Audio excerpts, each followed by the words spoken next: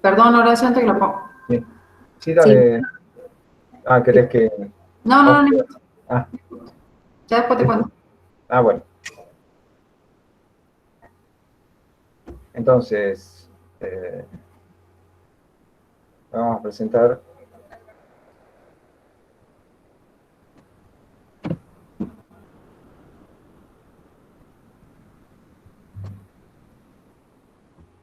Bueno, si todo ha salido bien, lo que están viendo es una parte de la guía anterior, la segunda página de la guía anterior, donde teníamos a continuación del planteo del problema de planificar la medición de la densidad de un bloque de material, un bloque en forma de prisma rectangular, ¿no? Estas preguntas son las que me interesa en particular que podamos responder, porque más allá del automatismo que se adquiera para procesar y plantearlo al problema, me interesa el criterio que hay detrás, el manejo de los conceptos físicos, ¿no? Bueno, el planteo del problema de la guía anterior decía que se necesitaba determinar la densidad de un cuerpo en forma de prisma con una precisión del 2%. ¿Sí? Esa era la tolerancia, un 2%. Entonces, el fondo del ejercicio era planificar. Es decir, una vez que sabemos qué magnitudes son las que hay que medir, hacer el trabajo que vimos la clase pasada, de hacer la propagación del error de la ecuación que nos da la densidad, poner que eso tiene que ser menor o igual que el margen de tolerancia que tenemos, distribuir ese margen de tolerancia entre los términos y de cada término sacar con qué instrumento se mide cada magnitud. Espero que eso lo recuerde. Pero más allá de eso, viene la siguiente pregunta. Para la precisión que espera obtener, es decir, se espera obtener una precisión del 2%. Para eso estamos planificando, ¿no es cierto? Para que podamos sacar la densidad de ese bloque de material con un 2% de incertidumbre. La pregunta 2 me interesa mucho. ¿La ven a la pregunta 2? La II, en realidad. Con esa precisión en la medida, ¿podría distinguirse si se trata de un material puro o de una aleación? Creo que por ahí tenemos el dato de que se trata de aluminio, ¿no? No sé si uno llega a la conclusión por alguna de las, por el valor aproximado con que sale.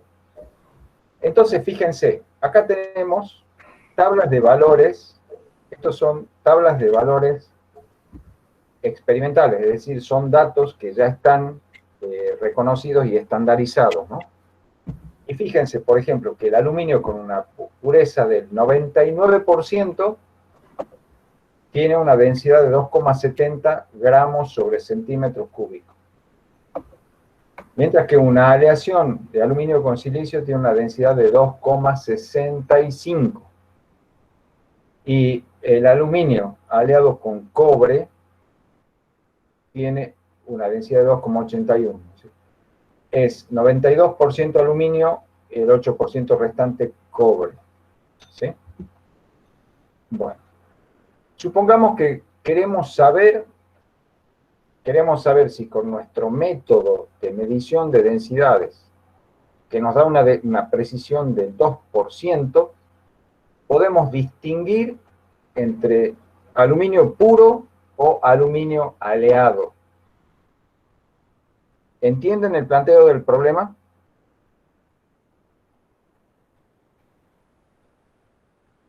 Esto es 100% de laboratorio. Es decir, yo tengo en mi laboratorio 2 muestras de material y necesito saber si se trata de aluminio puro o de aluminio aleado, de una manera o de otra, ¿sí? Con silicio o con cobre.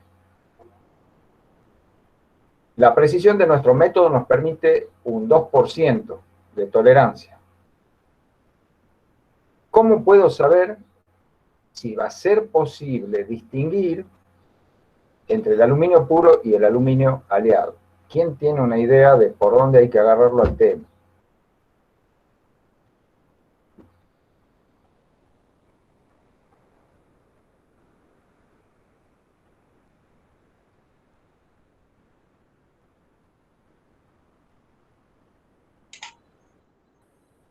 Habría que ver si el error de la medida no deja lugar a dudas entre, entre las densidades, digamos.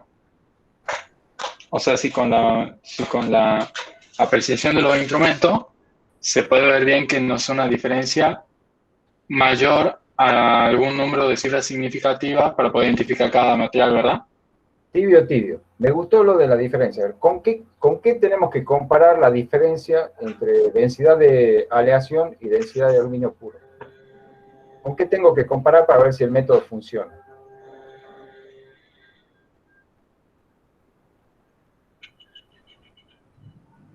La tiene la idea, está clarito, pero quiero que me conteste claramente si me puede decir.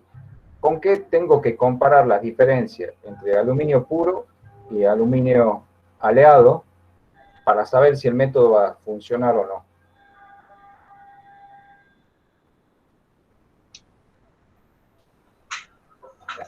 Y habría que comparar las tres cifras significativas. O sea, habría que buscar un resultado que no deje lugar a dudas en esas tres primeras cifras ¿Y significativas. cuándo no voy a tener, cuándo no voy a tener duda? ¿Cuándo no voy a tener duda de que estoy pudiendo medir la diferencia de densidades?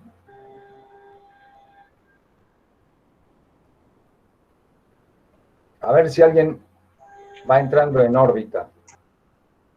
¿Alguien puede colaborar con una idea? O con un grillito. Si alguien tiene un grillito, póngalo a hacer cric cric. Vamos, jóvenes, vamos, vamos. Piensen. Siempre hemos dicho una cosa, ¿sí? Siempre hemos dicho, acuérdense que cuando decimos que algo es significativo, cuando decimos que una magnitud, un valor de una magnitud es realmente significativo.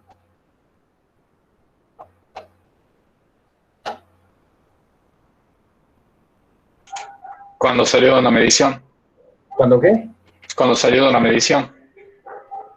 Eso sería una cifra significativa, pero cuando... Ah. Exactamente, una cifra significativa es toda cifra que proviene de medición, perfecto. Pero cuando un valor de una magnitud realmente importa, cuando es distinguible de cero, cuando es para nosotros importante un valor. Cuando tiene el mismo orden de magnitud, o sea, del valor que, o sea, cuando los valores están en el mismo orden de magnitud, más o menos. Eso sería comparando dos magnitudes, pero así en general, si yo trato de medir algo, ¿sí? Trato de medir algo con la mayor precisión posible. Cuando es posible medirlo. Cuando es posible medirlo y cuando la medición me da un mejor valor mayor que la incertidumbre, jóvenes. Nada es significativo si no es mayor que la incertidumbre con que se mide, ¿sí? Yo puedo hacer el máximo esfuerzo por determinar una magnitud, pero si me sale un valor que está metido en la propia incertidumbre de la medición, no es significativo y estoy midiendo cero dentro del error experimental, ¿sí? Todo lo que está metido en el orden de la incertidumbre o el error experimental es cero físicamente. Acuérdense, dijimos que las masas se podían considerar puntuales cuando las dimensiones de los cuerpos eran menores que la incertidumbre con que se medían esas dimensiones, ¿sí? Si yo tengo un cuerpito que mide centésimas de milímetro y yo solo puedo medir hasta el milímetro, obviamente ese cuerpo para mí, a los fines prácticos, no tiene dimensiones, porque está más allá de la frontera de mi incertidumbre. Entonces, todo lo que es menor que la incertidumbre no es significativo, no aporta, no es información válida. Está metido en el ruido de la incertidumbre. Entonces, es para nosotros físicamente cero. Las magnitudes empiezan a ser distintas de cero cuando asoma la nariz por encima de la frontera de la incertidumbre, ¿sí? Cuando algo es mayor que la incertidumbre con que se mide, ahí ahí tengo certeza de que esa magnitud es lo que estoy midiendo. ¿Se entiende? Si lo que yo mido, no por la problemática de la medición misma, no me da un valor mayor que la incertidumbre, estoy midiendo pura incertidumbre, y eso es medir un cero físico, ¿sí? Entonces, aquí, en este problema, ¿cuál es la magnitud que yo necesito medir? Piensen bien, ¿cuál es la magnitud que yo necesito medir?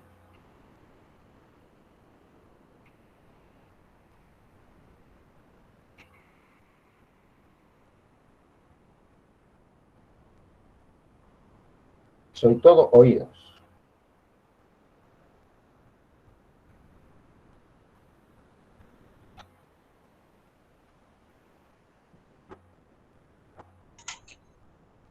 La magnitud física. Sí, ¿qué magnitud física es la que necesito medir en este problema de la determinación de si es aluminio puro o aluminio aleado?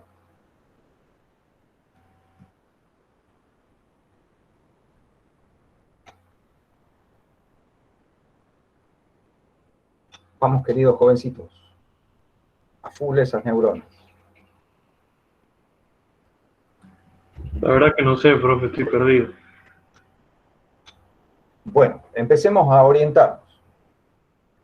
Llamemos... La densidad.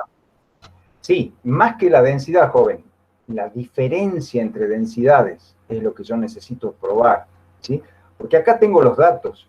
Yo tengo cuánto vale la densidad del aluminio puro al 99%. Eso lo puedo considerar suficientemente puro. Vale 2,70 gramos sobre centímetro cúbico.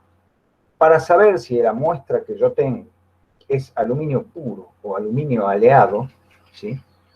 Yo lo que tendría que detectar es la diferencia entre la densidad del aluminio puro y el aluminio aleado, ¿sí? En otras palabras,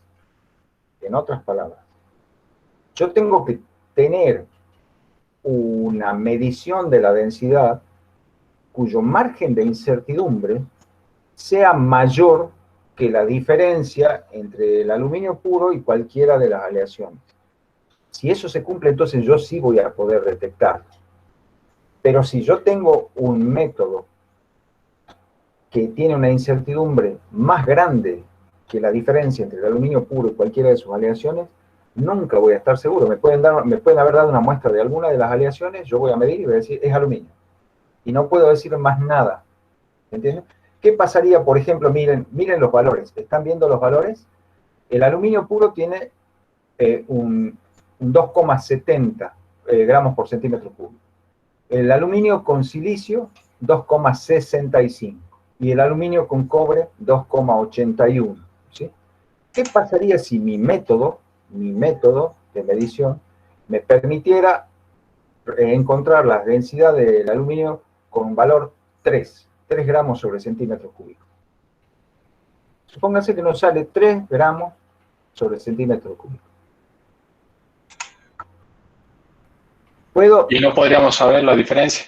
No podríamos dice saber nada. la diferencia. No podríamos saber la diferencia. Cualquiera de las muestras de estos materiales que nos lo den, como son tan cercanas las 3 al valor 3 gramos sobre centímetro cúbico, que las 3 quizá nos darían 3 gramos sobre centímetro cúbico, y yo estoy sin poder discernir cuál es el puro y cuál es el aleado. No puedo saberlo.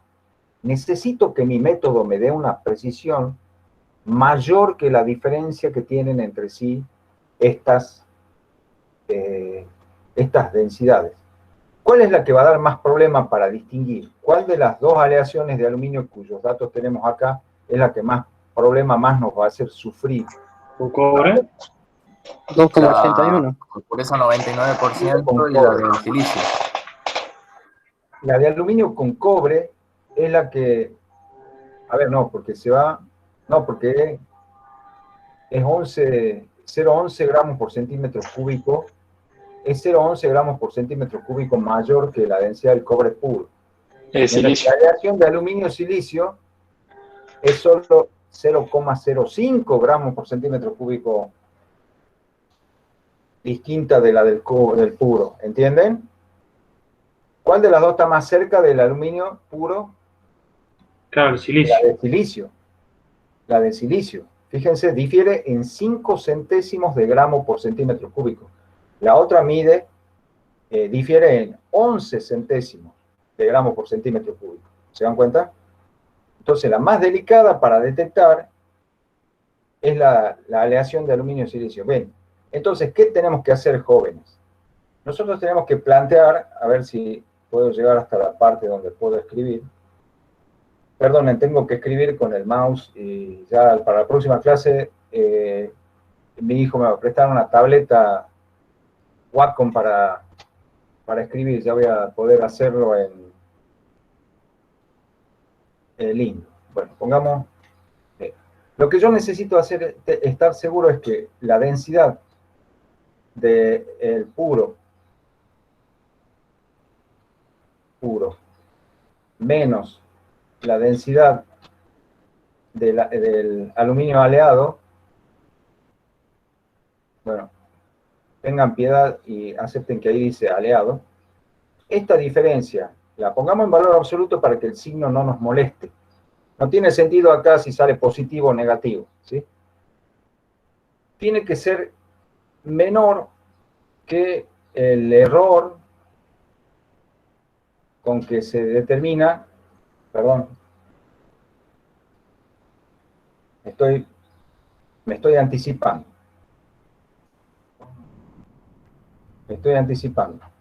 Primero definamos, yo dije que la magnitud que necesitamos determinar es la diferencia. Entonces le vamos a llamar Z a esta magnitud. Por ahí quería empezar y me olvidé.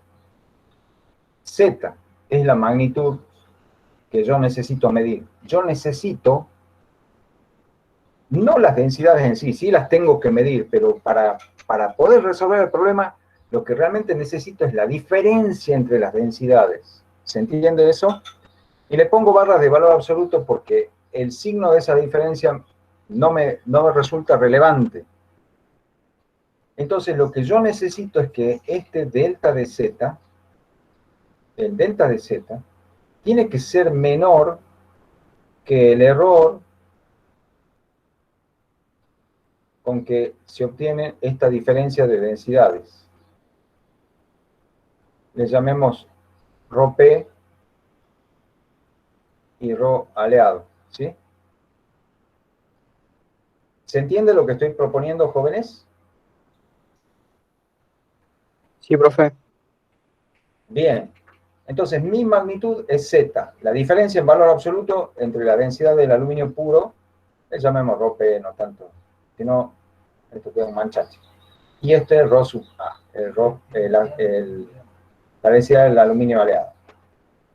Yo necesito que el error de esa diferencia sea menor, que el error de esa diferencia sea menor que el error de la determinación experimental de las aleaciones, ¿sí? Entonces, este error, ya sabemos, el error absoluto de una diferencia, ¿cuánto vale?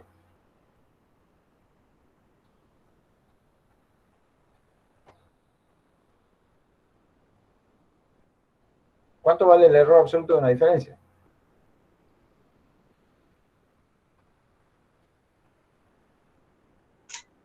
La suma de los errores absolutos. La suma de los Eso. errores. Muy bien, muy bien.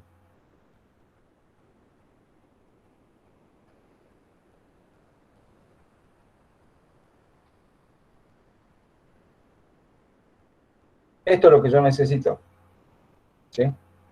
Que el error en Z, no, perdón, no es el error en Z.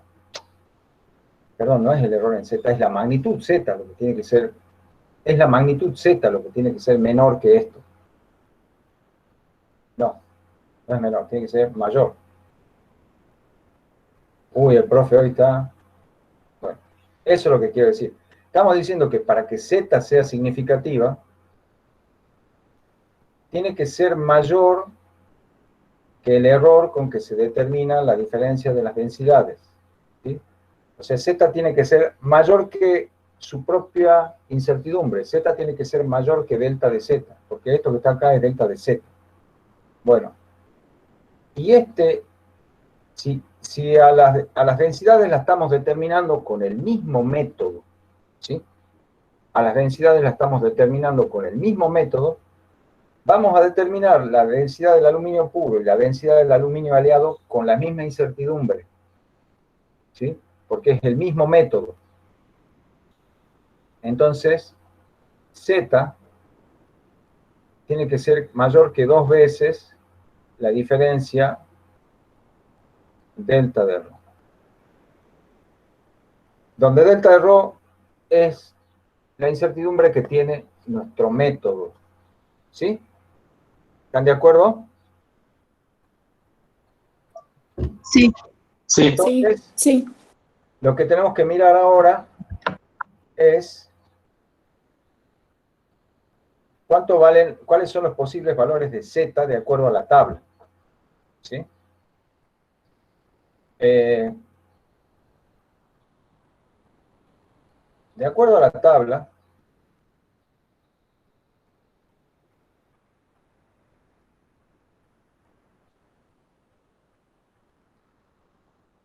la más complicada va a ser la diferencia entre el aluminio puro y el aluminio con silicio, ¿sí? Esa varía, la calculemos acá, la pongamos acá. El Z pongamos, ¿cómo le podemos poner para distinguir? Que es, pongamos, entre el puro y la aleación aluminio-silicio. Este es el valor de Z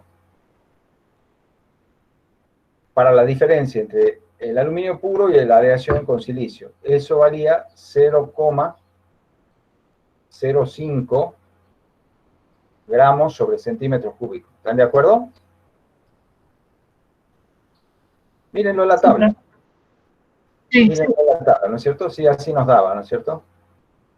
Era 2,70 el aluminio puro y 2,65 el aluminio silicio. Entonces el valor del primer Z, el que más problema me va a dar. Si logramos medir este Z, seguramente el otro también lo vamos a poder medir porque es una diferencia más grande. Entonces, con que el método nos alcance para medir esta diferencia de densidades, el método va a servir para medir el de la otra también.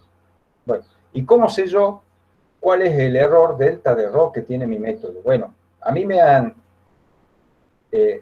nosotros estamos diciendo que en nuestro laboratorio podemos hacer mediciones tales que delta de ρ sobre ρ por 100, o sea, el error relativo, es igual al 2%. Eso habíamos dicho. Estamos suponiendo que así es. O sea, el problema nos dice, usted planifique para medir las densidades con el 2% de error. Supongamos que funciona, que nos sale bien y que podemos planificar y hacer la medición con el 2% de error. Entonces, nuestro método tiene una precisión del 2%. ¿Está claro? Entonces, lo que necesitamos saber es cuánto vale este delta de ρ, cuánto vale este delta de ρ, para que así podamos aplicar este criterio. Ya tenemos el valor, ahora necesito saber el valor de delta de ρ y con eso voy a saber si el criterio es aplicable o no. ¿Cómo lo calculo? Bueno, quiere decir que yo de acá puedo sacar, si paso el 100 dividiendo, ¿no es cierto? Esto me va a quedar que delta de ρ, o sea, lo convierto a fracción. No lo pongo como por ciento, sino como fracción. Esto es 0,02 adimensional. ¿Sí? Quiere decir que el delta de ρ es 0,02 por el valor de ρ. ¿Sí? Lo que yo haría sería tomar, para calcular este error, el ρ correspondiente al aluminio puro. ¿Sí? Entonces, este sería, el delta de ρ de nuestro método sería 0,02 por 2,70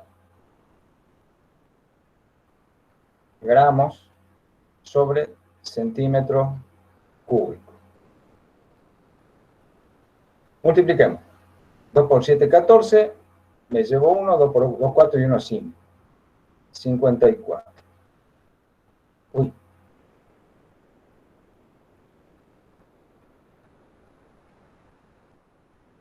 ¿Cuántos lugares decimales? 4. 2 acá y 2 acá. 1, 2. Uy, no me va a alcanzar. Bueno.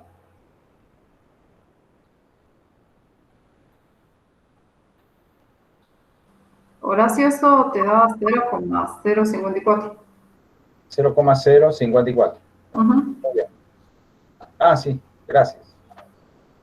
0,054 gramos sobre centímetro cúbico. ¿Están todos de acuerdo? Gracias, ingeniero. Siempre hace falta tener un ingeniero a mano. Y 2 veces esto Ujú. es 0,1, ¿no es cierto?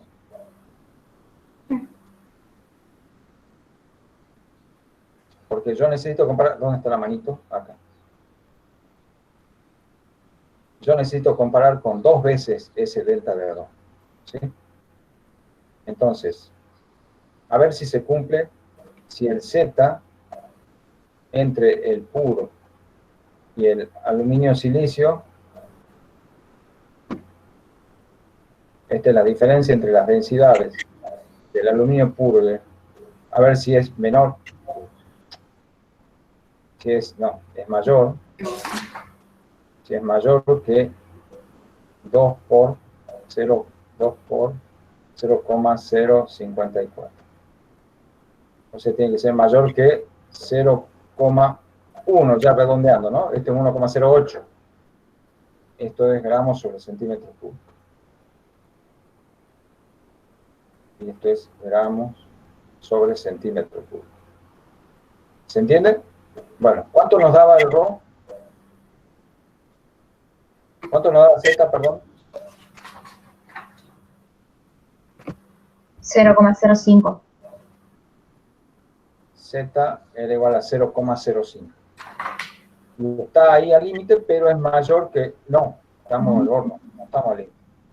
Entonces no se cumple, 0,05 es la diferencia entre las densidades, ¿no es cierto? La diferencia entre las densidades no es mayor que el error que 2 veces el error del método. Entonces, a la aleación de aluminio-silicio, con este método no la vamos a poder distinguir del aluminio puro. Entonces, yo mido la densidad del aluminio puro y mido la densidad de la aleación de aluminio-silicio, las dos me van a dar el mismo valor dentro de este error. Entonces, para la aleación aluminio-silicio respecto de la... no la voy a poder distinguir. ¿Sí? Con este criterio les propongo que hagan el Z entre el aluminio puro y el aluminio cobre. A ver si les da mayor que 0,1 gramos sobre centímetro cúbico. Y ya que estamos, podemos hacer también el Z entre las aleaciones. ¿Qué les parece? Podemos probar cómo sale la diferencia entre la densidad del aluminio-silicio y la densidad del aluminio-cobre. ¿Sí? A ver si por lo menos entre esas dos aleaciones podemos distinguir con nuestro método. ¿Están de acuerdo? ¿Entienden lo que hay que hacer? Está fácil, ya es un ejercicio de jugar con numeritos. Y ahí ustedes van a poder decir, bueno, al aluminio puro no lo puedo distinguir con este método, con la precisión del 2%, no lo puedo distinguir de la aleación aluminio-silicio. No se puede, no se puede. Acá está demostrado que no se puede.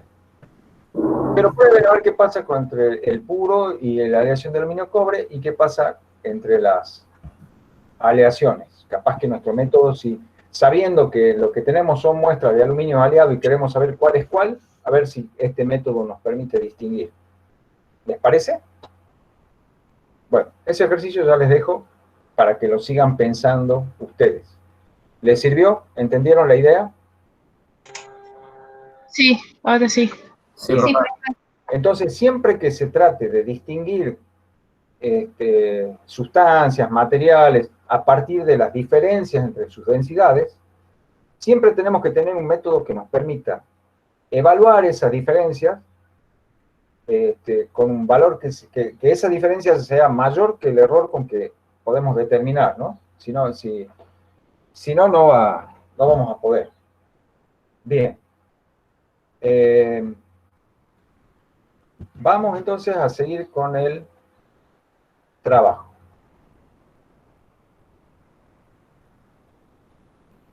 Ahora vamos a hacer, nos vamos a guiar con una presentación, como es costumbre. Como es costumbre, no la tengo abierta. Entonces, esperen un cachito. Ahora sí, ya está. Bien. Bueno, hemos cambiado la carátula. He hecho muy mal porque he puesto letras negras sobre fondo oscuro, así que bueno, se las voy a leer. Dice, estudio experimental de sistemas físicos, representaciones gráficas. Este es el tema que viene. Ahora que ya sabemos trabajar con las incertidumbres, sabemos determinarlas, sabemos cómo se encuentran las incertidumbres de magnitudes medidas de forma directa, de manera indirecta, sabemos propagar, sabemos planificar, sabemos un montón de cosas, vamos a empezar a hacer un poco de física. Es decir, vamos a tomar algún sistema físico real y vamos a tratar de encontrarle cosas, estudiar cómo se comporta, ver si las leyes que dicen los libros que guían el comportamiento de esos sistemas realmente se cumple o no, ¿sí? Eso es lo que vamos a hacer. Pero antes quiero cerrar este tema de la medición indirecta con algunas consideraciones. Como ustedes hicieron un ejercicio de medición del periodo de oscilación de un péndulo, o por lo menos lo tenían propuesto, algunos lo hicieron, algunos me mandaron el resultado de lo que hicieron, ¿sí? Vamos a ver, conociendo ya cómo se propaga el error, una técnica que se usa generalmente en laboratorio cuando uno quiere medir el periodo de algún movimiento periódico, ¿sí? Sea una oscilación, sea una rotación, sea el paso de una onda, ¿sí? Todos esos son movimientos que están caracterizados por el hecho de que se repiten todas las condiciones al cabo de un tiempo característico, ¿no es cierto? Si es un péndulo y el péndulo está oscilando con un amortiguamiento muy chiquitito, despreciable, todas las oscilaciones se hacen con la misma amplitud y el tiempo que pasa desde que el pendulito va y vuelve a la misma posición se llama periodo, ¿sí? Si es un cuerpo que está girando con una velocidad angular omega constante, cada vez que una marquita da una vuelta completa, pasó un periodo, ¿sí? Si es una onda que está pasando, cada vez que pasa una cresta, ha pasado un periodo, ¿no es cierto? Todos esos son fenómenos periódicos. Y entonces, este método sirve para medir el periodo de cualquier movimiento periódico. Se trata de, en vez de intentar medir un periodo, en vez de estar con el cronómetro, esto es para cronómetro manual, en vez de estar ahí con el cronómetro manual esperando que empiece y que termine y meter el tiempo de reacción mío en juego, lo que se propone es dejarlo correr al sistema y que ocurran varias,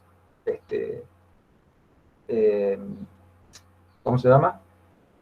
Que ocurran varios periodos, que transcurran, ¿sí? Que dejamos pasar varios ciclos de ese movimiento, sea oscilatorio, sea giratorio, sea ondulatorio. Dejamos pasar varios ciclos y medimos el tiempo total de n ciclos. Es decir, por ejemplo, empieza a moverse el péndulo, yo prendo el cronómetro y dejo y cuento un número n de oscilaciones del péndulo y mido el tiempo total de esas n oscilaciones y ahí apago el cronómetro. Y después calculo el tiempo total como, perdón, el periodo lo calculo como ese tiempo total de n oscilaciones dividido ese número n. ¿Sí? Lo que vamos a hacer a continuación es demostrar que el error con que se determina el periodo de esa forma, una medición indirecta del periodo, tiene una incertidumbre o un error experimental que es del tiempo de reacción dividido n. ¿Sí? ¿Quieren que lo probemos? O sea que es probar una cosa que es de validez general. Y ya vamos a ver incluso que en el fondo esto vale para otras mediciones que no son solo de tiempo y no solo con cronómetro, obviamente. Fíjense, la propuesta es medir el tiempo total, que le vamos a llamar con T minúscula, que es n veces el período, ¿sí? Si yo estoy mirando el disco giratorio y lo dejo girar n vueltas, he medido el tiempo total igual a n veces el período del giro. Si estoy viendo un movimiento ondulatorio y dejo pasar n ondas, y mido el tiempo en que pasan n ondas, he medido el tiempo total de n periodos. Si es un péndulo y he contado n oscilaciones, lo mismo, he medido el tiempo total de n periodos, ¿sí? Y el error característico de la medición con cronómetro manual es el error de interacción, ¿se acuerdan? Que es para las personas jóvenes, sanas, en espléndido estado físico como ustedes, es 0,2 segundos, ¿sí? Es un valor estándar, 0,2 segundos. Esto, por supuesto, suponiendo que estoy garantizando que todas las otras fuentes de incertidumbre han sido minimizadas. ¿Sí? Que tengo un cronómetro que tiene una excelente exactitud, que el fenómeno cuyo periodo estoy midiendo es el tiempo, llamado periodo, está bien definido, veo claramente cuándo empieza un ciclo y cuándo termina ese ciclo, entonces los puedo contar sin problema, ¿sí? Todas las fuentes de incertidumbre están minimizadas, entonces seguramente el error del tiempo total va a ser el error de interacción, que es mi tiempo de reacción, es la 0,2 décimas de segundo. Ahora, si yo he medido así el tiempo total, lo que yo quiero es conocer el periodo, entonces voy a calcular el periodo como ese tiempo total dividido el número n de ciclos que conté. ¿Y cuánto va a valer la incertidumbre que le tengo que asociar a este periodo, calculado de esta manera? Eso es lo que queremos probar, que vale esto dividido n. Vamos a ver si llegamos. Bueno, ¿cómo determino la incertidumbre de la magnitud T mayúscula a partir de esta ecuación, jóvenes? A ver, ¿quién me dice?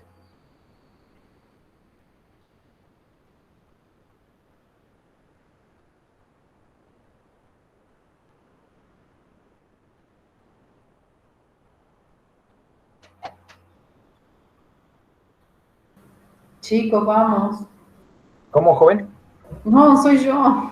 Ah, sí, sí. Sí, vamos. A ver, chiquillos. A ver, ¿qué hacemos? ¿Qué hacemos acá para determinar la incertidumbre de T mayúscula? ¿Qué tengo que hacer? Tengo una ecuación que me define T mayúscula como un cociente. ¿Qué tengo que hacer para determinar la incertidumbre de esta variable T mayúscula?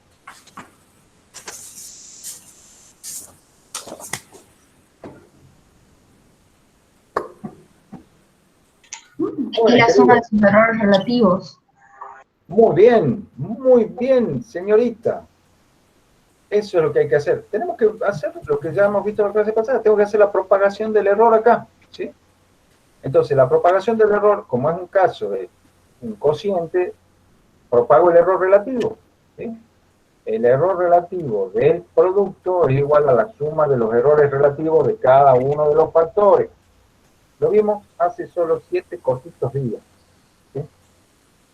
Bueno, ahí está. Esta es la propagación del error, ¿sí? Bien. Ahora, como dijimos, si los ciclos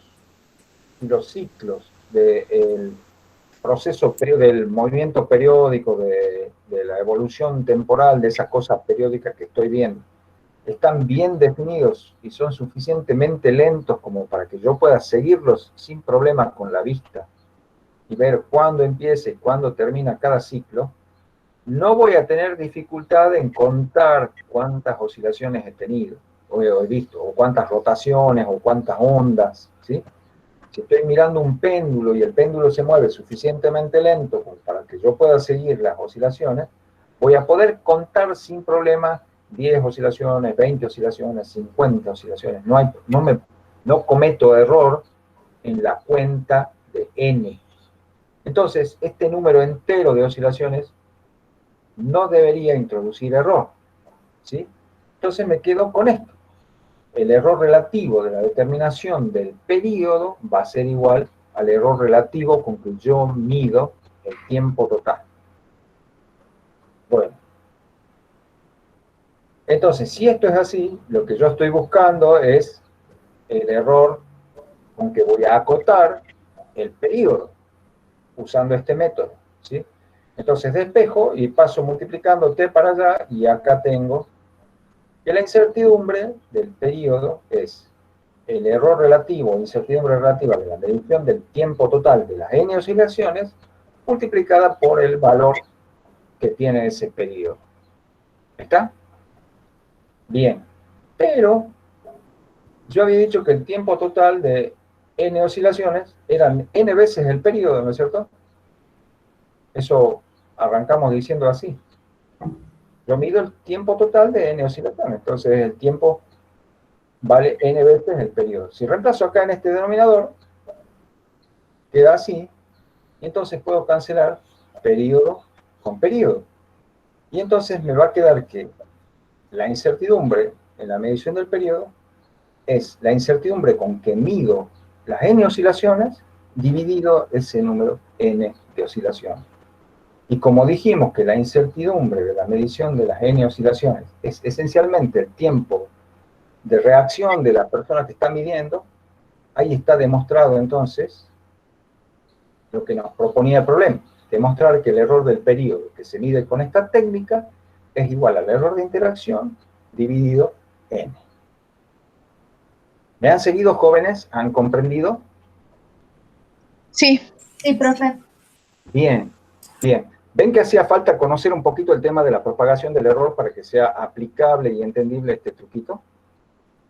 Bueno, esto se puede extender para otras magnitudes que no sean tiempo. Supónganse que en una fábrica se fabrican chapitas muy delgaditas de algún material, muy delicado. Y hay que hacer un control de calidad del espesor de las chapitas. ¿Sí? Ahora, si yo quiero medir el espesor de una chapita, tengo que usar un instrumento muy caro, muy complicado. ¿Cómo puedo abaratarlo al método? ¿Cómo puedo hacer?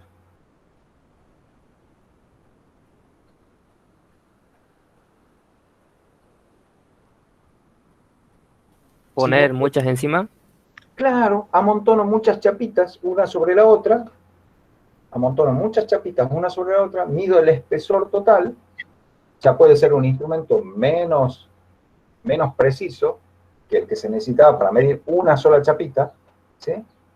Mido el espesor total de n chapitas y después divido. Entonces, la incertidumbre de la medición del espesor de una chapita hecha con ese método va a ser igual a la incertidumbre de la medición del grosor total de las n chapitas dividido n. ¿Sí? Entonces, si medí con un calibre de apreciación 0,05, la incertidumbre de la medición del espesor va a ser 0,05 milímetros sobre las n chapitas que yo amontoné, bajo la fuerte hipótesis de que todas las chapitas tienen el mismo espesor. ¿Se entiende? Así como acá, en el problema del tiempo, yo hice la hipótesis de que cada oscilación ocurre en exactamente el mismo tiempo t mayúscula. Cada oscilación tiene el mismo periodo. Bajo esa hipótesis, si yo tengo razones para pensar que es así, el método es bueno, ¿sí? Entonces, no solo se generaliza, no solo vale para medir tiempo, sino que también en general para medir muchas cosas que son iguales. Por ejemplo, si yo fabrico municiones las bolillitas que van en los rulemanes de las bicicletas. ¿Han visto cómo son esas bolillitas? ¿Han visto esas bolillitas de los rulemanes de bici? ¿Alguien tiene bici? Yo sí tengo bici, ustedes ya saben. ¿Han visto los rulemanes de las bicis? Son unas esferitas Sí. de acero muy duros, bien brillantes, bien lisitas, y son bien redonditas, y están fabricadas con una tolerancia muy chiquitita, o sea que son todas muy parecidas. Si yo necesito determinar la masa de una de esas bolillitas, y no tengo una balanza que aprecie centésimas de gramo o algo así, lo que puedo hacer es juntar muchas bolillitas y pesarla con una balanza que aprecie 1 gramo, 5 gramos. Total, son un montón de bolillitas. Y a la masa total la divido en el número de bolillitas que junté. Porque tengo muchas razones fundadas para pensar que todas las bolillitas son iguales, porque están hechas con un proceso que trata de sacarlas a todas iguales dentro de una tolerancia muy chiquita.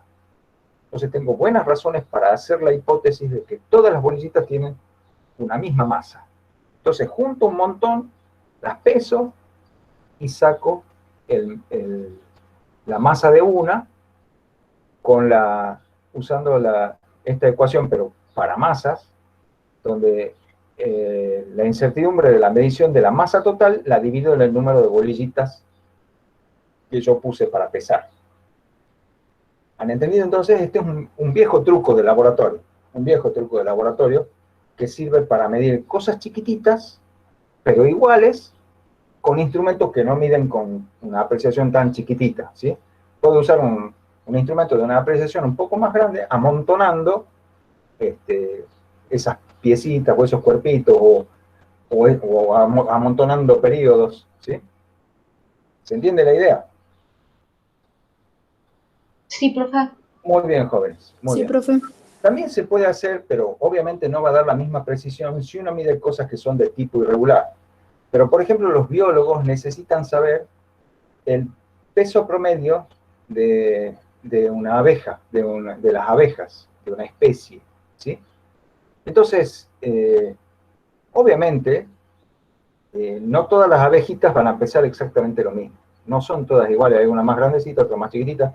Además, cuando uno las captura para hacer las mediciones, las abejas están en distintos grados, en distintas edades. Hay algunas más viejas, otras más jóvenes, unas tienen las alas más machucadas, otras menos, qué sé yo. Entonces, esa es una magnitud que va a tener una variabilidad más grande, ¿sí? Entonces ahí peso un montón de abejas y saco el promedio, y ese promedio va a tener una dispersión un poco grande, porque las abejas no se fabrican en serie como las bolillitas de los rulemanes, ¿sí? Lo mismo si calculo el peso promedio de una bolsa de porotos, agarro una bolsa de porotos y quiero saber la masa promedio de un poroto. Puedo pesar 500 porotos, ¿sí? Todos juntos, y divido la masa en 500 y me saldrá la masa promedio de un poroto. Pero si uno mira, puede haber un porotazo así de grandote y otro así de chiquito. Y yo promedié. No importa, también vale, pero ahí la precisión va a ser mucho menor. Ahí no voy a poder hacer esto. Ahí voy a tener que buscar otra manera de calcular el error. Porque ahí no puedo hacer la hipótesis de que todos los porotos son iguales, ¿sí? Como no puedo hacer la hipótesis de que todas las abejas son iguales. El método se puede extender, pero la precisión con que se obtiene el resultado final es más variable cuanto más difícil sea la hipótesis de que son todas cosas iguales, ¿sí? Si en cambio yo tengo muchas razones para pensar que todas las cosas son iguales, el método anda joya. En los sistemas periódicos, cuando todo funciona regularmente, los sistemas periódicos tienen todos los ciclos con el mismo periodo, y que está perfecto el método. En los procesos industriales, donde se busca por cuestiones de calidad sacar un producto exactamente igual al otro, también tengo razones para pensar que las magnitudes de esas cosas son todas iguales. Entonces el método anda joya, ¿sí? Si esto se entendió, pasemos a otra cuestión. Bueno, Vamos a ver el problemita que vimos la clase pasada, creo, que se parece mucho al que está en la guía, ¿no? Pero el que está en la guía, sí, es muy parecido al que está en la guía, porque era un prisma. Nosotros en la clase pasada dejamos planteado cómo se propagaba el error cuando se calculaba el volumen de un cilindro, pero lo dejamos planteado nomás. Acá vamos a hacer con números, vamos a calcular la densidad de un material a partir de una muestra que es una barra prismática que tiene una base cuadrada y una cierta altura. Bueno, acá están las dimensiones. Dice, para medir la densidad del bronce se emplea una muestra en forma de barra prismática cuyas dimensiones son un lado A que mide 20,0 más menos 0,01 milímetros, un lado B que mide exactamente lo mismo, 20,0 más menos 0,01 milímetros, y un lado C que mide 250 más menos 250,00 más menos 0,05 milímetros. La masa es de 878,0 más menos 0,1 gramos. Exprese adecuadamente el resultado de la medición en gramos sobre centímetro cúbico e indicar la precisión de la misma. ¿Sí? Entonces tenemos que medir indirectamente la densidad del bronce a partir de estas mediciones. Aquí tenemos mediciones, ¿no? Esto no es planificación, esto es hacer la medición de la densidad. Ahí ya tenemos los datos, ya tenemos gente, entonces tenemos las magnitudes, tenemos los tres lados del prisma, tenemos la masa de ese prisma, ¿sí? Bueno, entonces lo que tengo que hacer es calcular, expresar adecuadamente el resultado de la medición en gramos sobre centímetro cúbico, y tenemos que decir con qué precisión se hizo esa medición indirecta. ¿Está? ¿Está claro el problema?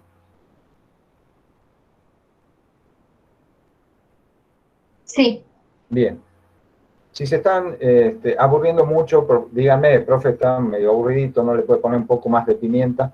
A ver si le damos un poco de dinámica a la cosa. Perdonen si se están aburriendo realmente, pero es lo que quiero que aprendan a manejar, ¿sí? Bueno. ¿Cómo vamos a hacer, jóvenes? Acá está la definición de densidad, ¿no es cierto? Esta es la definición de densidad. La densidad ρ es la masa sobre el volumen, ¿sí? Bueno, a ver, cuéntenme. ¿Cómo vamos a hacer para determinar bien la densidad de este cuerpo y expresar adecuadamente el resultado y dar la precisión del mismo? ¿Sí? Y la tengo que dar en gramos sobre centímetro cúbico. ¿Qué problema, entre comillas, me da el hecho de que me están pidiendo la densidad en gramos sobre centímetros cúbicos? Que debería El cambio de unidad. como centímetro. Claro, yo tengo los datos que han sido medidos con instrumentos que me han dado los resultados en milímetros, ¿no es cierto? No están pasados a centímetros. Entonces, una primera cosa que tendríamos que hacer es, primero veamos con qué ecuación, ¿sí? Como densidad es masa sobre volumen, el volumen es el de un prisma de lados ABC, entonces la ecuación con la que voy a calcular la densidad es el valor de la masa dividido el producto de A por B por C. Todo clarito está ahí, ¿no es cierto? No hay problema. Entonces, un primer pasito es convertir los datos de las longitudes a centímetros. La masa, por suerte, ya está en gramos. Lo que hay que hacer es convertir los datos de A, B y C a centímetros, ¿no es cierto? Entonces, yo sé que 1 milímetro es de al menos 1 centímetro. Entonces, con eso, puedo expresar A, B y C poniendo 10 a la menos 1 centímetro. ¿Están de acuerdo? Ahí ya convertí las tres mediciones usando la notación exponencial, cambié de unidades sin tocar las cifras significativas. Dejé todo tal cual estaba ahí en la información. Lo único que hice fue cambiar las unidades con que la estoy expresando. O sea, no toco ni las cifras significativas ni la incertidumbre. Le cambio las unidades, nada más, ¿sí? La ventaja que da la notación exponencial. ¿Está? ¿Todos de acuerdo con esto? ¿Nadie Sí. dijo aquí? Un Sí, centímetro, profe. claro, un centímetro es la décima parte de, perdón, un milímetro es la décima parte de un centímetro. Eso hemos puesto ahí y eso nos da inmediatamente esto. Bueno, entonces, ¿cómo calculo, cómo se hacía acá? Bueno, voy a calcular por un lado el mejor valor de la densidad y por otro lado la incertidumbre. ¿Cómo calculo el mejor valor de la densidad? Con los mejores valores. Con los mejores valores. Exactamente. El mejor valor de la densidad, el mejor valor de la masa sobre el producto de los mejores valores de A, B y C. Entonces lo único que hay que hacer acá es reemplazar los valores numéricos. ¿Sí? Acá, perdón, acá tiene que ser 878. Ay, ay, ay, profe, ya metió la pata. Bueno, ahí dice 878. Yo lo veo clarito. Y ahí está los tres lados, y los factores 10 a la menos 1 están ahí englobados en un 10 a la menos 3, ¿sí? 10 a la menos 1 por 10 a la menos 1 por 10 a la menos 1 es 10 a la menos 3. Ahí está, ¿ven? Bueno, creo que en las cuentas que siguen ahí dice, está bien el 878, espero que sí. Bien, y la incertidumbre, como la ecuación es todo productos y cocientes, la incertidumbre relativa de la densidad es la suma de las incertidumbres relativas de cada uno de los factores, ¿sí? Eso no hay duda, ¿no es cierto? ¿Todos de acuerdo con esta ecuación? Sí, profe. Muy bien. Entonces, pasemos a la hojita. Sí. Entonces, ahí está, ahí lo puse bien. El mejor valor de la densidad es 8, le dejé una cifrita más, porque en general, si acá no me sale un número redondo, capaz que me sale un número, me puede salir un número irracional no periódico, o sea, un número que tenga muchas cifras decimales distintas. Conviene, cuando yo haga el cálculo del mejor valor de la magnitud, dejarlo con muchas cifras, provisoriamente. Cuando yo ya encuentre el error, la incertidumbre de la magnitud, ya voy a saber a dónde la corto, ¿entienden? Pero no conviene acá hacer ningún redondeo. No conviene hacer a priori acá ningún redondeo hasta que yo no sepa cuánto vale la incertidumbre. Porque por ahí estoy redondeando a las décimas y resulta que la incertidumbre me da la centésima o la milésima, estaría perdiendo información. Entonces, acá dejamos, cuando hacemos el cálculo del mejor valor, lo dejamos provisoriamente con muchas cifras significativas. No es una equivocación dejarlo así. No es equivocación dejarlo así, con muchas cifras significativas. Pero cuando yo ya sepa cuánto vale el error, ya sé dónde se corta y listo. ¿Está? Entonces, por eso yo acá le dejé un 0 más. Veremos si llega hasta ahí la incertidumbre o no. ¿Se entiende? Bueno, entonces, ahora calculamos la incertidumbre relativa, ponemos los valores.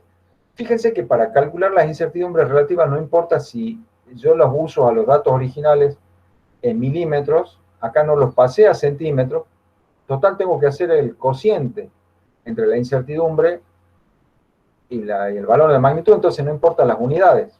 Entonces ahí está.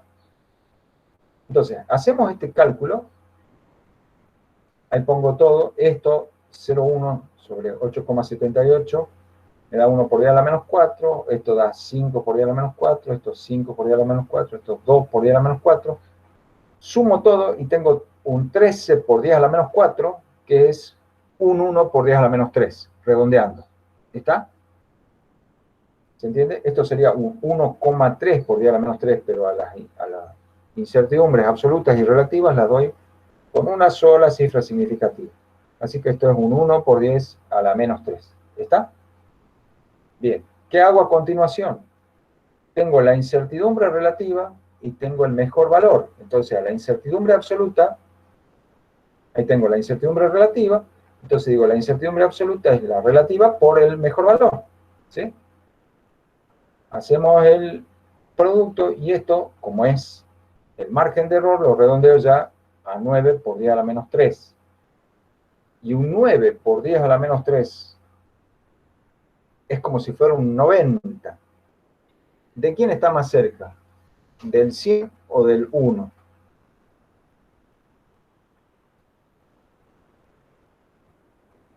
90, ¿está más cerca de 100 o de 1? De De 100. 100. De 100. Entonces, 9 por 10 a la menos 3 es en realidad un 1 por 10 a la menos 2. ¿Se entiende? Sí. Entonces, si nos tenemos que quedar con una sola cifra significativa, es 1 por 10 a la menos 2. Y esta ya es la absoluta, ¿no? Esta ya es la incertidumbre absoluta, así que ya tiene unidades. Eso también les pido, por favor, queridos jóvenes, recuerden. Pónganle las unidades a las magnitudes. Las que tienen unidades, pónganselas. Las que no tienen unidades será porque son de por sí magnitudes adimensionales o porque son magnitudes relativas. Entonces, por eso acá esto tiene su unidad. Ya está en gramos por... Entonces ya tengo el mejor valor, ya tengo la incertidumbre. Cae en las centésimas. Es 1 por 10 a la menos 2. O sea que esto se tiene que cortar en el 8. ¿Está? Hasta aquí llega. Acá cae el error, en este 8, en las 8 centésimas. Ahí cae este error. ¿Entienden? Entonces ya sé que ese 0 es no significativo. Yo lo dejé por las dudas, por si esto salía más chiquito, pero no. Salió el error 1 centésima de gramo sobre centímetro cúbico, entonces hasta acá tengo que expresar el mejor valor. Este 0 ya no sirve. Entonces, el valor acotado es 8,78 más menos 0,01 gramos sobre centímetro cúbico. ¿Sí? Pues esto, 1 por 10 a la menos 2, es este 0,01. Acá lo he puesto para que sean coherentes. ¿Sí? No puedo poner 8,78 más menos 1 por 10 a la menos 2. Se puede, pero no queda bien. Si lo quieren poner a todo en notación científica, sí, pero si no, no. ¿Sí? Si lo quieren poner a todo en notación científica, habría que poner 878 más menos 1, todo por 10 a la menos 2 gramos sobre centímetro cúbico. ¿Se entiende? 878 más menos 1, todo por 10 a la menos 2 gramos sobre centímetro cúbico. Es otra forma correcta de expresar. ¿Sí? ¿Han entendido? Sí, profe. Bien. Ahora la pregunta, ¿cuál es la precisión que tuvo esta medición? ¿Cómo tengo que hacer para decir qué precisión tiene una medición dada? ¿Qué tengo que calcular? El error relativo porcentual. El error relativo porcentual. Muy bien, niñita. Y fíjense que el hecho de haber realizado la propagación del error ya me está dando un beneficio, porque ahí yo ya tengo el error relativo. Cuando yo calculé la incertidumbre relativa para encontrar la incertidumbre absoluta, me vino re bien conocerla, la incertidumbre relativa. Ahí la tengo. Si ya tengo la incertidumbre relativa, encontrar el error relativo porcentual, lo único que tengo que hacer es agarrar esto y multiplicarlo por 100. Ya lo hice, ya lo tengo al valor, entonces lo multiplico por 100 y me sale 0,1%. O sea que acá pude determinar la densidad del bronce con un error del 0,1%. ¿Sí?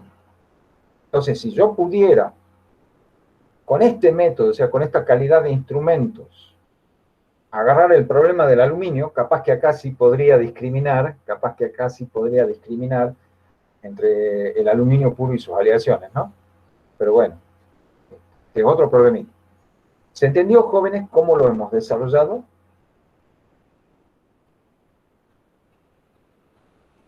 Yo sí. ¿Alguien tiene alguna duda? Por favor, díganlo ahora. Por favor, díganme si no han entendido. ¿Sí? Todo bien. ¿Todo bien? ¿Alguien, alguna persona de las que guarda respetuoso silencio, tiene ganas de que repasemos algo, que revisemos algo? ¿Quieren hacer alguna aclaración? ¿Quieren hacer algún...? Son libres.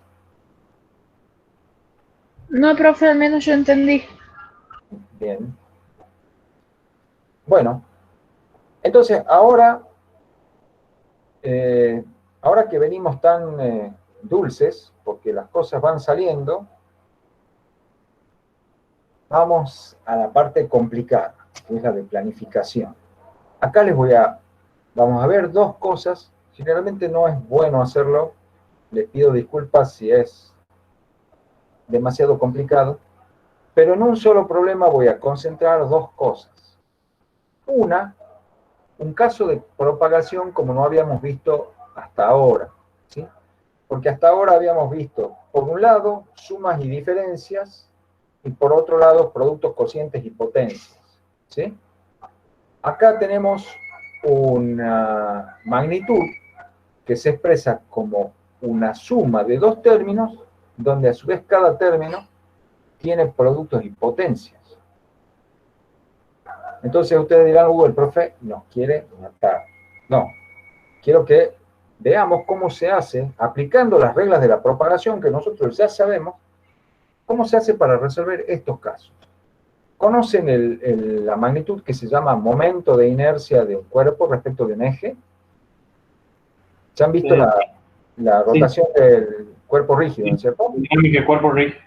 Exactamente. Bueno, acá tengo el mismo cilindro del problema anterior, está reciclada el dibujito, pero acá le puse uno de los que se llaman ejes centrales. Es un eje que pasa por el centro de masa, ¿sí?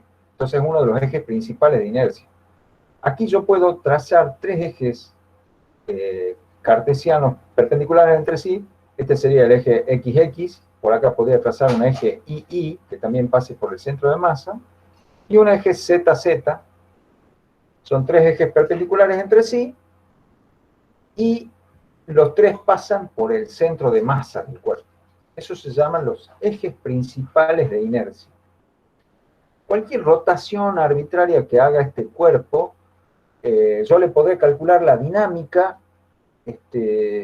conociendo, mejor dicho, escribiendo el momento de inercia respecto de cualquier eje del que se me ocurra, en función de estos tres ejes principales de inercia. O sea, yo, por ejemplo, podría imaginarme que está un eje pasando por acá, y yo quisiera calcular qué aceleración le tengo que dar al cuerpo para que rote con una velocidad angular omega, así, que rote alrededor de ese eje. O sea, manteniendo este eje vertical, rote alrededor de este eje.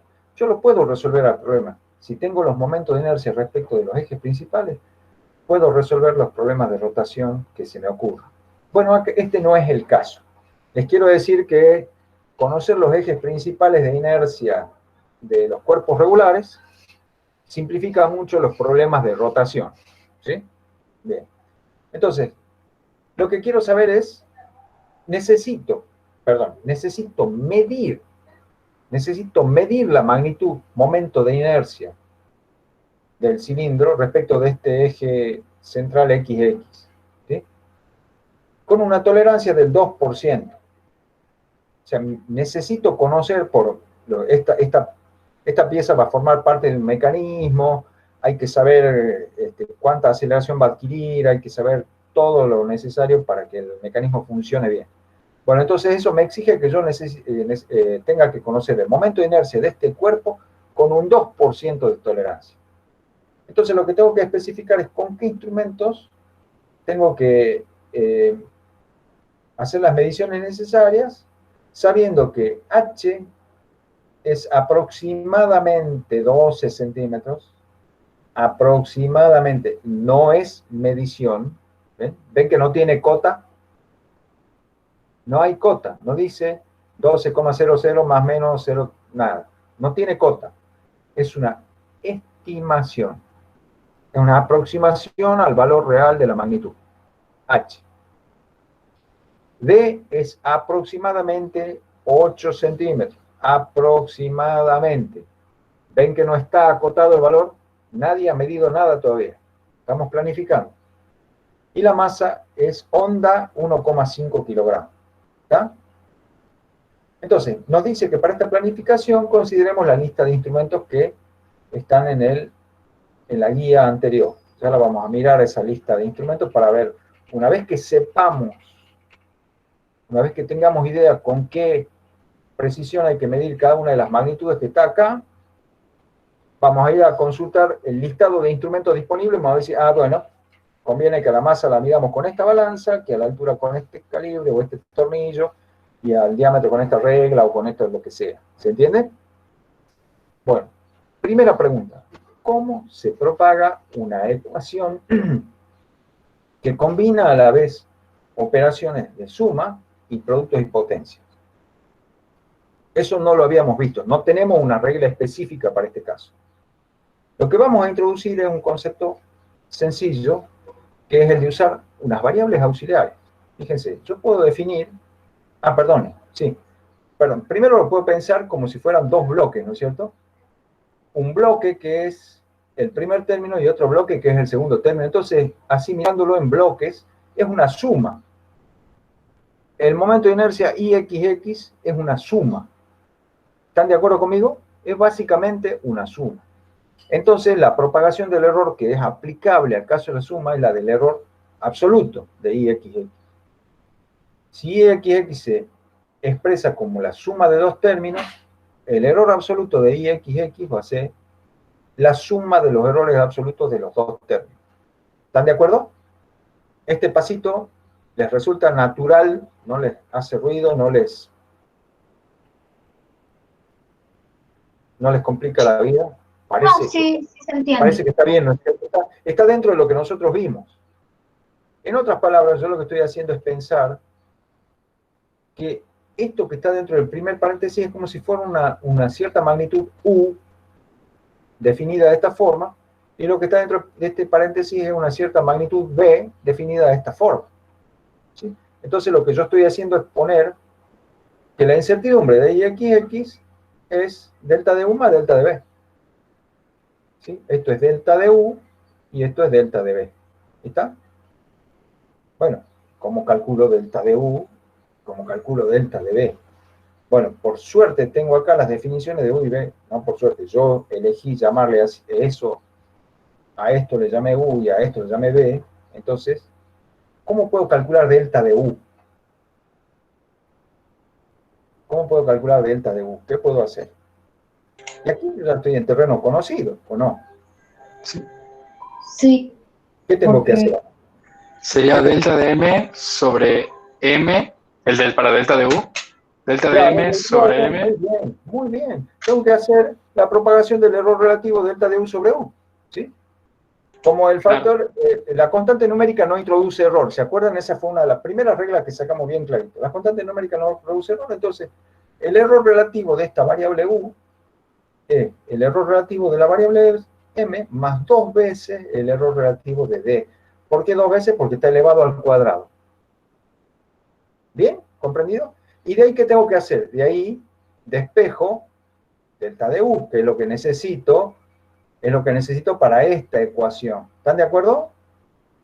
Yo necesito delta de U. Entonces lo paso a U multiplicando. ¿Sí? Entonces, a este paréntesis lo tengo que multiplicar por un 16avo de M por D al cuadrado. ¿Sí? Entonces, multiplico delta de M sobre M por un 16avo de M por D al cuadrado. ¿Qué va a pasar? Se va a cancelar el M con el M. Y me va a quedar esto. ¿Sí? Y multiplico un 16avo de M por D al cuadrado por 2 delta de D sobre D, me va a quedar esto. Y ahí está. Ahí ya tengo delta de U. ¿Sí? Entonces saco en limpio, delta de U es esto. ¿Están de acuerdo? Sí. O sea, lo único que hice fue, al delta de U sobre U, lo multipliqué por U. ¿Sí? Como estoy multiplicando esto por un binomio, voy a tener dos términos. Hago la simplificación en las constantes numéricas y ahí me queda esto. Si ustedes controlan, fíjense que los reordené siempre para que los delta queden al último, para que quede claro que es un coeficiente que va a ser un número, esto se va a convertir en un número, y ahí está la incertidumbre que yo quiero saber. Bueno, ¿qué hacemos con B? ¿Qué hacemos con B? Lo mismo. Lo mismo, qué clarito que lo dijo. Lo mismo. Entonces, lo mismo. Hacemos primero el delta de B sobre B. Ahí está. Que hay despejo delta de B, que es todo esto por B. aplico distributiva, me queda esto, y de ahí que saco limpio delta de B. ¿Sí? Ustedes después pueden controlar en sus cuadernitos que esto esté bien.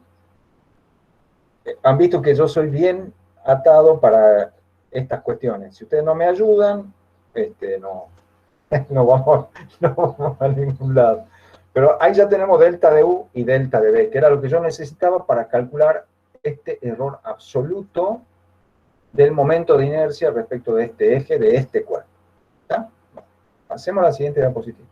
Este es el momento de inercia, acá está la expresión general de la incertidumbre, y acá si yo reemplazo delta U y delta de B por lo que acabo de encontrar, es esto, ¿no? Y acá voy a hacer un pasito más porque veo que hay dos términos, este y este, donde aparece delta de M, ¿ven? Delta de M está en dos términos. Delta de D está en solo un término y delta de H está en solo un término. Entonces, agrupo los que tienen delta de M y acá está. Bien. Estamos joya. Si me han seguido hasta acá, estamos joya. Espero que me hayan seguido bien hasta acá. Ahí tengo una propagación como no habíamos visto antes. Tengo la propagación de un error absoluto de una magnitud definida de una manera un poco complicada, pero acá está la propagación. Ya la tenemos. Ya la tenemos, jóvenes.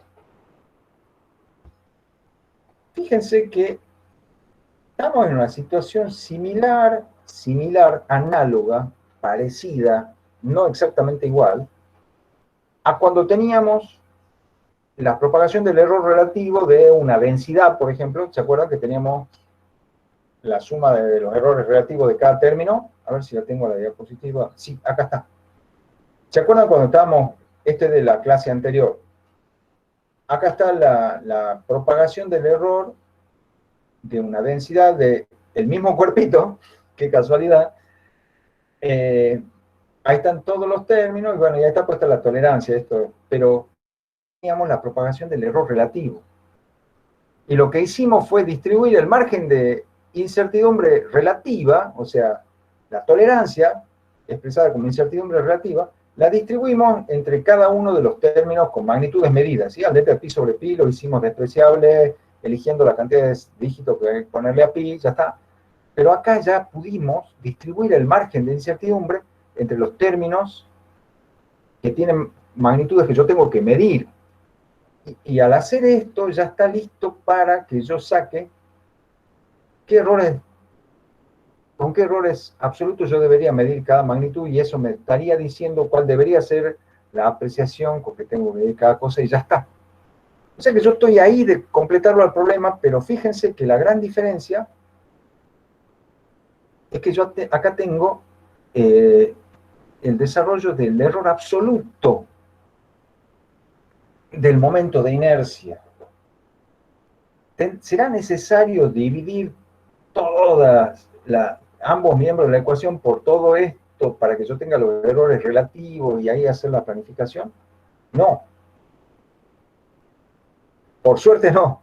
Es decir, podemos pensar, ¿qué pasa si yo supiera de qué orden tendría que ser el error absoluto? Si yo supiera, si viniera un extraterrestre o un ángel o viniera Buda y me iluminara y me dijera de qué orden tiene que ser la incertidumbre absoluta del error absoluto del momento de inercia, yo podría aquí distribuir ese error absoluto entre los errores absolutos de cada una de las cosas que tengo que medir, porque estas cosas se van a convertir en números.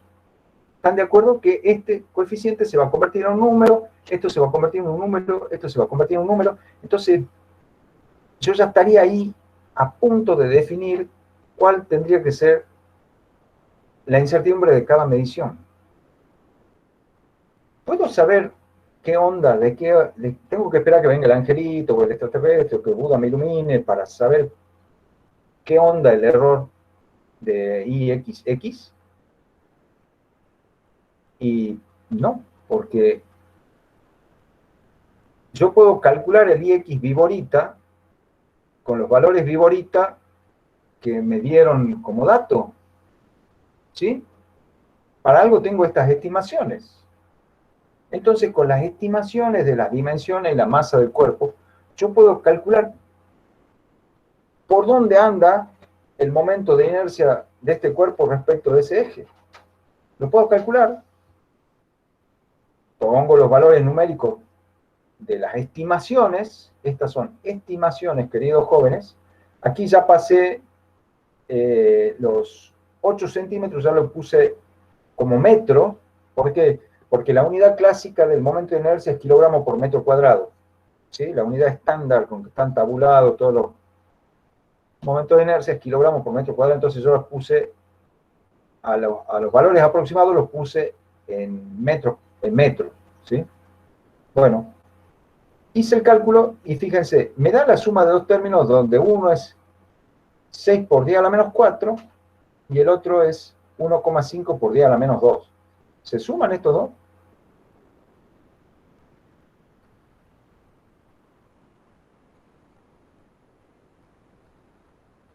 ¿Hay alguien despierto todavía? Te juro que yo sí. Jóvenes, ¿se suman estos dos? Sí. No, Creo que no, porque tiene la ¿Por el orden de magnitud distinto? claro, no están en el mismo orden. Uno decía menos 2, otro decía menos 4. Entonces me quedo con este.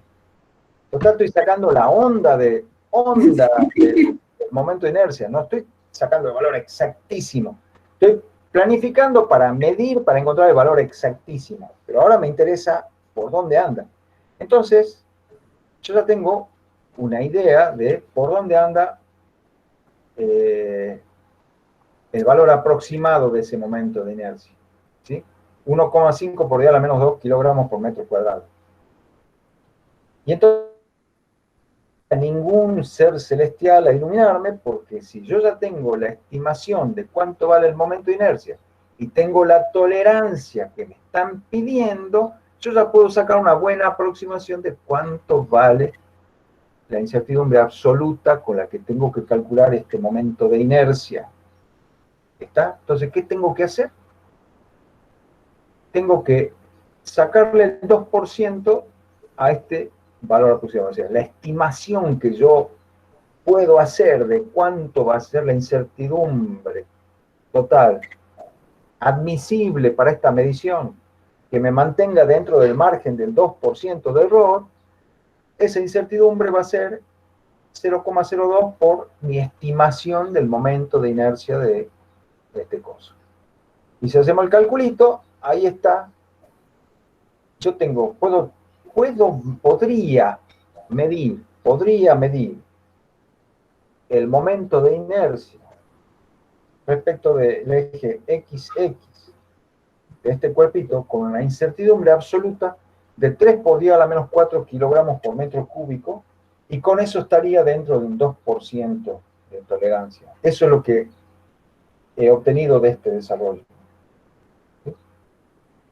Fíjense, acá tengo lo que tendría que igualar acá. Entonces yo podría poner que esta incertidumbre absoluta debería ser menor o igual que esto. ¿Sí? No necesito sacar el error relativo, por suerte. Ahora voy a usar como valor de referencia esta incertidumbre absoluta. Aquí podría poner menor o igual que 3 por 10 a la menos 4 kilogramos por metro cuadrado. Y entonces a este margen de error absoluto lo podría distribuir entre estos tres términos, en donde las incógnitas son delta de M, delta de D y delta de H. Y fíjense, justo me da 3 por 10 a la menos 4. Y yo tengo tres términos. Entonces le podría dar un margen de 1 por 10 a la menos 4 a cada uno de estos términos, y la suma estaría dentro de lo admisible. ¿Sí? La suma de los tres sería 3 por 10 a la menos 4, que es lo que me está pidiendo, que es lo que tiene que ser. Entonces hagamos eso. Yo digo, bueno, si es así, a este primer término le doy un margen de 1 por 10 a la menos 4 kilogramos por metro cuadrado, al segundo término también otro 1 por 10 a la menos 4, y al tercer término también otro 1 por 10 a la menos 4. De aquí yo tendría que sacar el delta de M, de acá yo tendría que sacar delta de D, y de acá yo tendría que sacar delta de H. Y eso ya virtualmente me está definiendo los instrumentos. Entonces lo que hay que hacer ahora es darle los valores numéricos a estos coeficientes, le demos los valores numéricos a esos coeficientes, usando estos valores estimados. Ahí está, este paréntesis es 1,6 por 10 a la menos 3, D sobre 8 por M es 1,5 por 10 a la menos 4, pero acá le están faltando unidades, qué pena. Bueno, debería dar metros cuadrados, esto, no sé por qué no está la unidad. ¿Por qué metros cuadrados? Bueno, porque si se fijan en el paréntesis, tengo el diámetro, que lo puedo poner en metro, y H, que lo puedo poner en metro, y los dos están elevados al cuadrado, ¿no es cierto? Entonces, y están sumados. Entonces esto está en metro cuadrado. Todo este producto está en kilogramos sobre metro cuadrado. Entonces cuando yo despeje delta de M y divida en este paréntesis, metro cuadrado con metro cuadrado se va ahí y me va a quedar en kilogramos, como estoy esperando que salga. ¿Sí?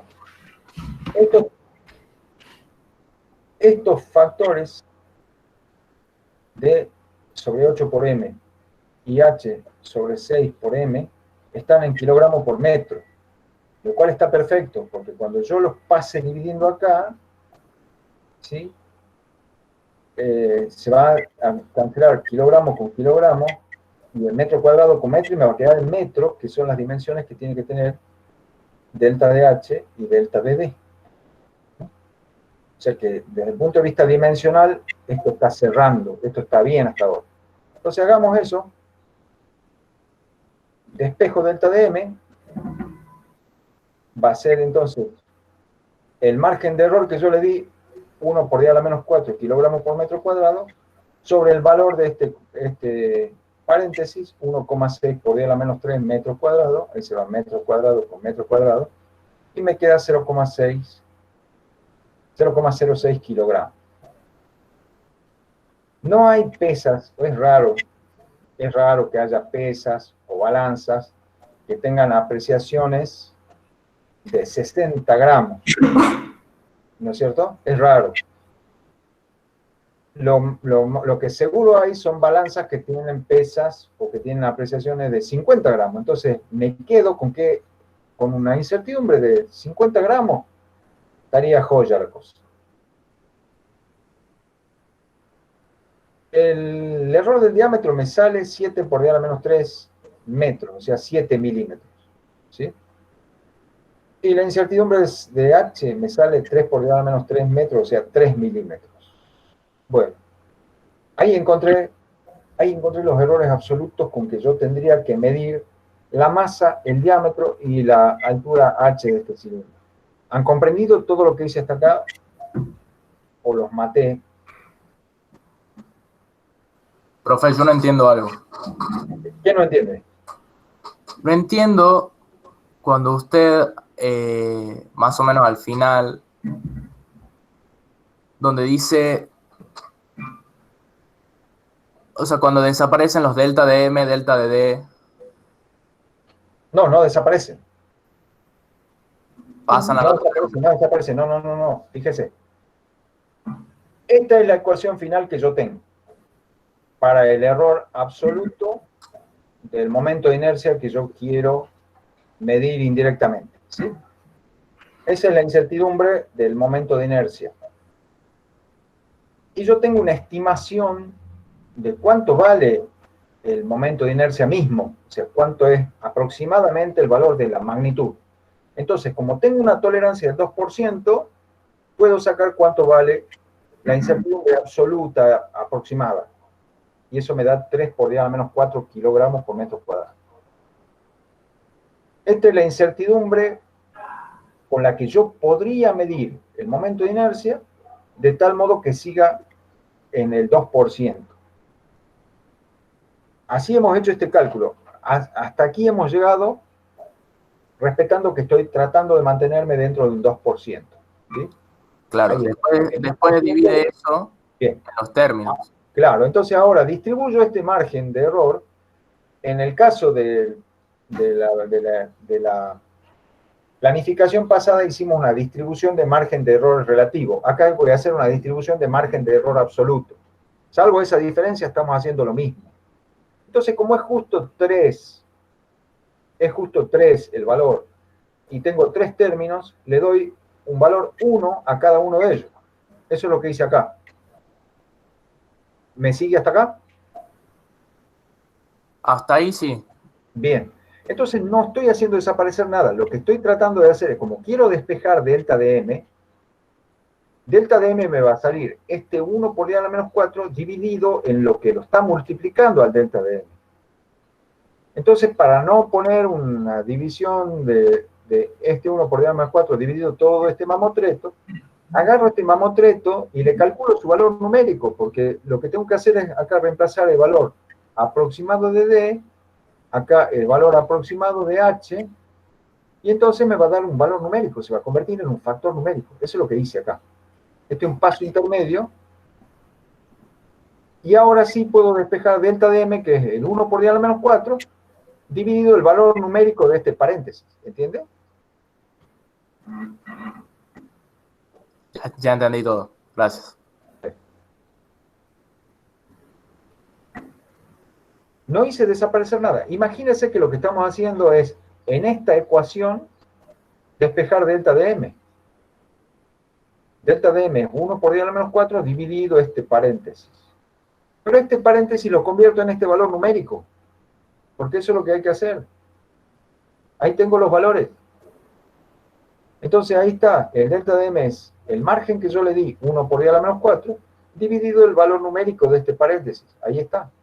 Y eso me da esta incertidumbre, que para tomar una incertidumbre estándar, característica típica de los laboratorios, las balanzas tienen apreciación de 1 gramo, 5 gramos, 50 gramos, no tienen la apreciación de 6 gramos, 7 gramos, no. ¿Entiende? Entonces tomo un valor de tipo estándar, tomo un valor 50 gramos. ¿Se entendió o no se entendió nada? Joven, necesito que me diga. Sí, se entendió, profe. No, pero el joven que me estaba preguntando que habían desaparecido los deltas de... Sí. O sea, no es que habían desaparecido, me refiero a de dónde salió el valor ese y ya entendí. Ah, bien, excelente. Lo mismo, fíjense, acá tengo el delta de D que yo quiero saber está multiplicado por este factor D por M sobre 8. Entonces agarro el D por M sobre 8 y le calculo su valor. Ahí estoy calculando el valor D por M sobre 8. Entonces al delta de D lo despejo, el margen de error que yo le di dividido el D por M sobre 8, pero ya convertido a su valor numérico, y eso me da un delta de D de 7 milímetros. Y acá lo mismo con el H por M sobre 6, saco el valor numérico y ahí despejo el delta de H y me da 3 milímetros. Entonces ya estamos listos para ir a ver con qué instrumento tengo que medir cada cosa. Y lo que me dice es considera la lista de instrumentos que se especifican en la guía de trabajo de medición indirecta y planificación. Entonces, avancé. Ah, sí, acá saqué el limpio. No sé por qué puse una diapositiva más. Acá está la lista de los instrumentos que dice. ¿Bien? Entonces, si yo tengo que medir algo con una apreciación de 50 gramos, fíjense que estoy poniendo... El cálculo me dice que yo podría tener una apreciación de 60 gramos. Le estoy poniendo una apreciación un poquito mejor. En vez de apreciar 60, aprecio 50. O sea que estoy poniéndole un poquito mejor la condición que la estricta que me sale del cálculo. ¿Sí? Entonces esto va a ayudar a que esté incluso un poquito por menos del 2%, por debajo del 2%. No está mal, no cuesta nada. ¿Qué balanzas tenemos? Tenemos balanza digital de apreciación 1 gramo y alcance 2 kilogramos. Acuérdense que la masa de este cuerpo es de aproximadamente 1,5 kilogramos. Entonces, la balanza de mejor apreciación tiene alcance de solo hasta 200, la otra tiene solo hasta 200, la otra tiene 400, y esta es la única que tiene alcance de 2 kilogramos. Esta es la única balanza que tengo a mano, y tiene una apreciación mucho mejor de la que yo necesito. Yo con una apreciación de 50 gramos ya estaría joya. y tengo una balanza que aprecia 1 gramo. O sea que mucho mejor, ¿se entiende? Entonces, adoptamos la balanza, apreciación 1 gramo y alcance 2 kilogramos. Porque es la que está disponible, es la que más se aproxima a lo que mi planificación me dijo, ¿sí? No por capricho, no porque voy a elegir la mejor balanza que tenga en el laboratorio, no, porque la mejor balanza que tengo en el laboratorio aprecia 10 a la menos 4 gramos, pero tiene alcance de solo hasta 200 gramos, entonces no me sirve, ¿tá? Además tampoco tengo que ir siempre a la de mínima apreciación, no haría falta. Entonces, ¿están de acuerdo que esta es la balanza adecuada para la medición de la masa? Sí, profe. Sí, profe. Sí. Bien. Al diámetro. Diámetro 7 milímetros. Bueno, es muy grande el margen. Esto podría ser 1 centímetro. Esto lo podríamos haber redondeado a 1 centímetro. Quiere decir que al diámetro hasta lo podría medir con una regla milimetrada. Porque tengo margen de aproximadamente 1 centímetro. Pero los diámetros no se miden con reglas, jóvenes. ¿Con qué se miden los diámetros? Calibre. Con calibre. Con calibre. Por prolijidad, por respeto a la palabra medición, no hay que medir cuerpos tridimensionales con reglas. Las reglas son para medir cosas planas, ¿sí? Bien, entonces, un calibre. ¿Necesitamos el mejorcísimo de los calibres del laboratorio? No. Necesitamos, a ver, veamos los calibres. Veamos los calibres. Acá tengo un calibre que tiene un vernier con 10 divisiones, apreciación 0,1 milímetro y alcance 25. Este sería el más baratito, porque el otro ya tiene un vernier de 20 divisiones, tiene apreciación 0,05 y el otro tiene 0,02. Ya son demasiado precisos, ya son instrumentos que seguramente son más costosos. No me conviene quitarles vida útil y usarlos para una medición que me está pidiendo un margen de incertidumbre de 7 milímetros. Entonces bastaría con usar el primer calibre, ¿se dan cuenta? El primer calibre que tiene apreciación 0,1 milímetros, ya me está recontra sobrando apreciación, porque yo con 7 milímetros de apreciación ya estoy bárbaro. Y vamos a tener 0,1 de apreciación. Bueno, es el calibre, es el instrumento que está disponible.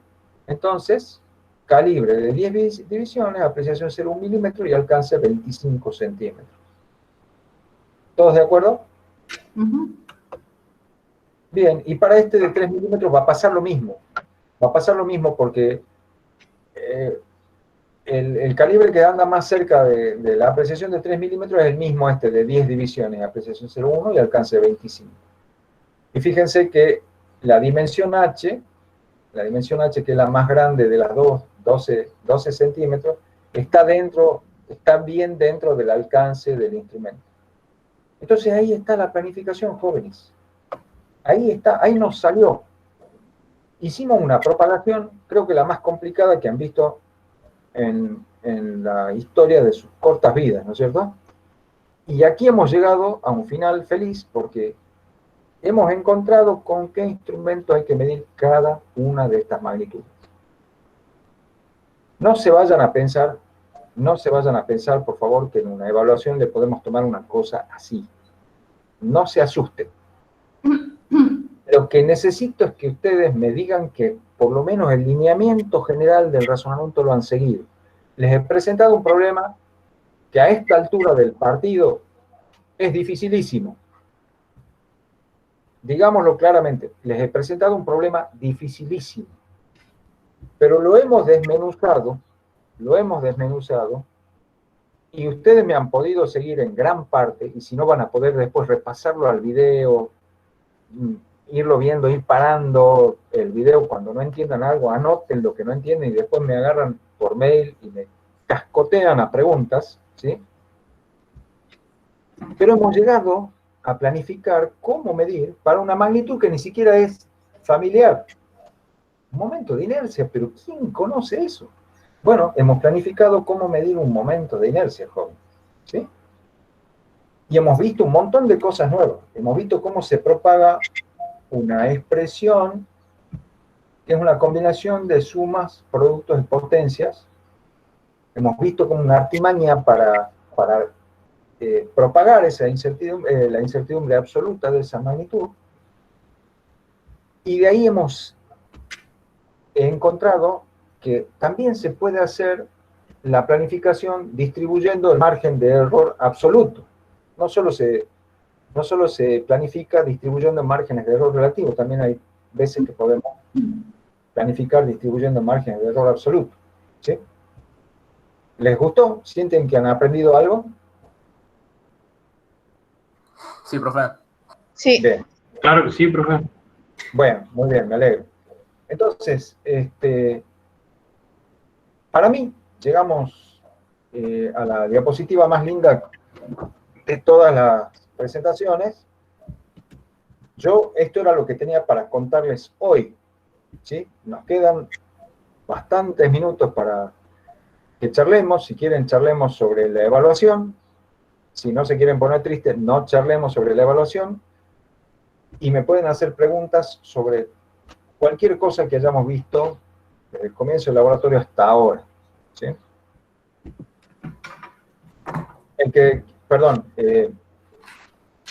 Si la ingeniera Jerez Fanciotti hizo el muestreo de asistencia ya a esta altura de la clase.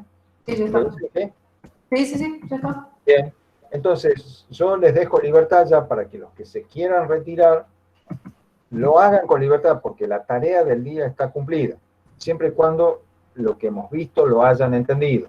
Si les quedó duda sobre el primer problema, el de Z, de las diferencias de las densidades, que yo ahí pregunté un poco al principio, me pueden volver a preguntar ahora, lo podemos volver a ver. Si algo en el medio no entendieron, me preguntan. Si de la clase anterior no entendieron, me preguntan, ¿sí? Lo que sea, nos queda tiempo.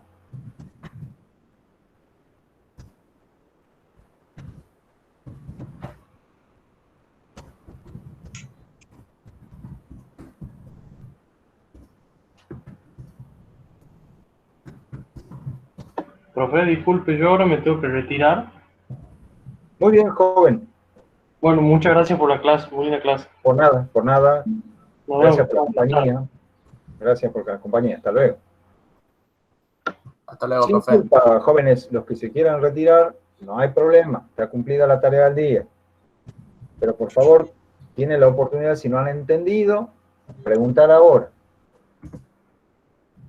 Hasta luego, profe, gracias. Perdón, Está bien, profe, gracias. Hasta luego. Chao, chao. no, antes que se vayan, bueno, se han ido varios. Los Sí. que se quedan, igual lo voy a decir en el grupo, rendimos el 16 de octubre la segunda evaluación. Eso Ah, es- bien. igual lo escribo ahora en el grupo, no se preocupen. Bueno, escuchen, chicos. Pero bueno. En la segunda evaluación, sí, vaya tranquila, Mitch. En la segunda evaluación se va a volver a tomar planificación y N mediciones. Pero ni se piensen que así el nivel de dificultad como el del problema del momento de inercia, ¿no?